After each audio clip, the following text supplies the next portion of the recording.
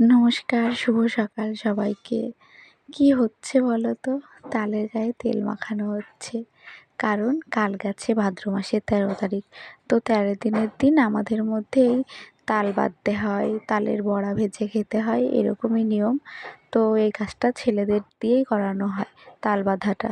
তো বড় ছেলে স্কুলে যাবে স্নান করে, তাই ওর স্নান হয়ে গেছে বলে ওকে দিয়েই কাজটা সারিয়ে নিলাম।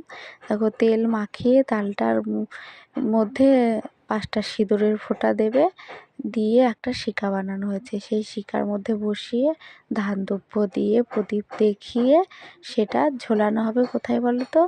দরজায়, যে দরজা দিয়ে সবসময় যাওয়া আসা করা হয়, তো ওপরে মাঝামাঝিতে ঝোলাতে হয়। এটাই নিয়ম। তো প্রতি বছরই এটা করা হয়। এই তালটা থাকবে ১ বছর, তারপরে সামনের বছর আবার এই পুরোনো তালটা ফেলে দিয়ে আবার নতুন করে